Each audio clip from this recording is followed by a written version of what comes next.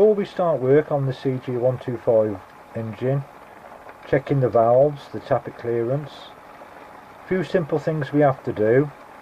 First of all, make sure the engine is quite cold.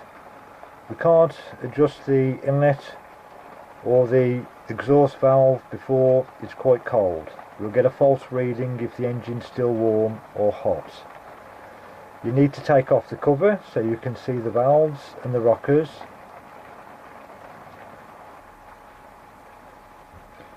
You need to take out the spark plug. This makes it much easier to turn the engine over.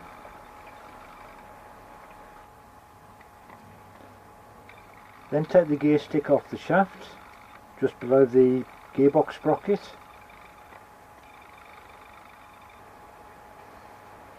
And then, so we can get at the flywheel, you take off the engine cover that's covering the flywheel and the gearbox sprocket.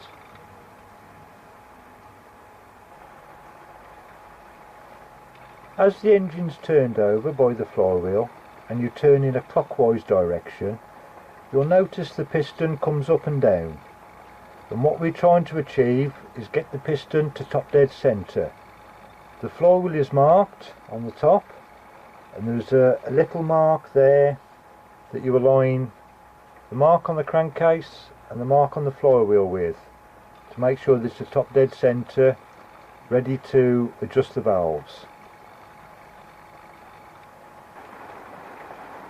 As you turn the flywheel anti-clockwise, you'll see various marks coming up. One has got an F on it. You can clearly see the F there.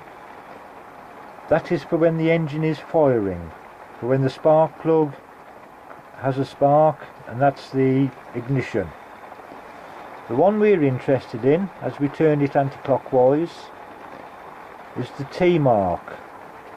A line there, and you match up that line with the line on the crankcase, and you see the T, and that's for top dead centre.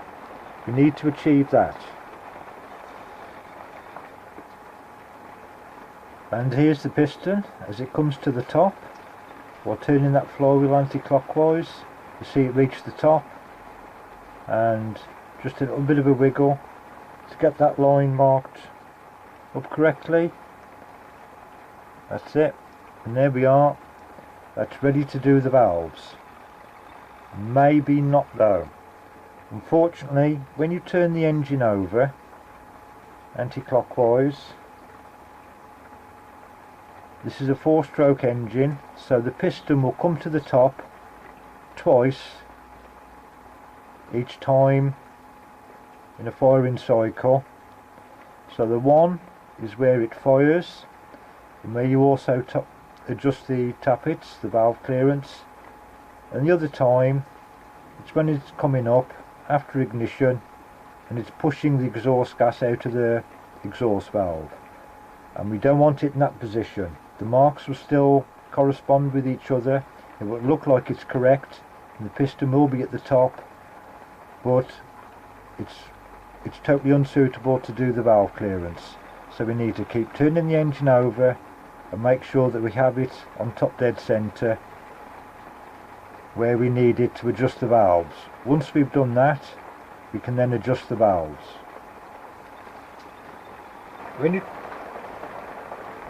you take off the rocker cover on the CG engine and have a look inside and see the rockers and the valves, as you turn the engine over, you'll notice the sequence from top dead centre, the piston at the top. As it goes down, you'll see the rocker move like that. It will push down on the inlet valve, you'll see it going down that way. It'll open the inlet valve, allow petrol and air to go inside the combustion chamber, and as the piston comes back up, you'll see the rocker raise, and you'll see the valve come up as well, and that will be the compression stroke where the spark plug ignites the petrol and air mixture. That will be the power stroke. The piston will start to go down again, and as it comes up, you'll see the rocker move like that on the exhaust valve, push down and open the exhaust valve, and then as it comes up and this rocker starts to raise again, the valve coming back up. At some point you'll see the inlet valve again going through its motion of being opened. And you've got to find out where the part of the firing order is, where the piston is at top dead centre, where you need it to do the valve adjustment. So the best way to do that, as you're turning the flywheel around, you'll see the inlet go down, push the valve open, and it's when the marks align after that part. When this rocker raises back up and the marks line up, that is the compression stroke, that is where you adjust the tappets.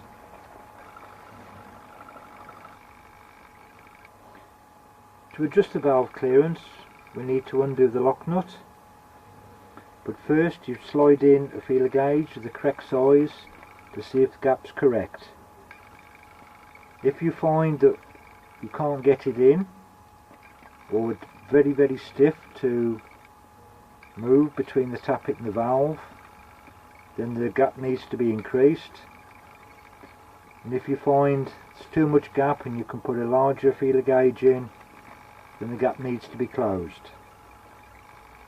You undo the lock nut and then you adjust on the adjusting screw, and when you turn it in a clockwise motion, that decreases the gap, and if you get it to there's no valve clearance, you'd start to open the valve itself.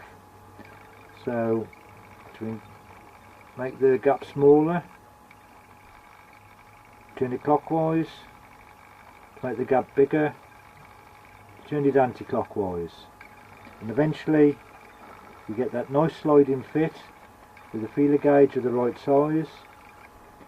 And the idea is, when you've got a nice sliding fit, you then very carefully tighten down the lock nut,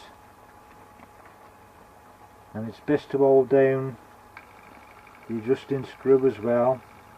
What I tend to do, once I've got that nice sliding feel to the feeler gauge, I back it off just a fraction, perhaps 1/8 of a turn, 1/16 of a turn, so it becomes a little bit easier to turn. And you've got that nice sliding gap there, a little bit too much, and you just turn it round a bit and it increases again, so it's a nice fit. Just back it off about 1/16 of a turn, and then while you're moulding the adjusting screw, you tighten the lock nut, and what you'll find, and what I found, is that adjusting screw will just turn that little bit in, no matter how hard you hold it with a spanner. It will just move just that fraction, and that nice, very easy sliding gap will decrease down to the sort of normal gap that you'd want. And that's what I do. I found that if I do the adjustment and I just get it to that nice slidey feel, and then I tighten up the lock nut, as I'm just finishing off the lock nut, it tends to just tighten up that little bit, and then the nice sliding feel to it isn't there.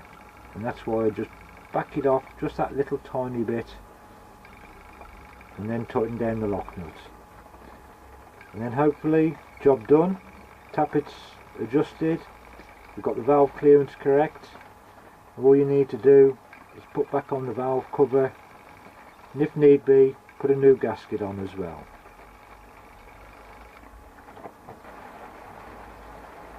And while you've got the cover off, you might as well take advantage of that and check your gearbox sprocket at the same time.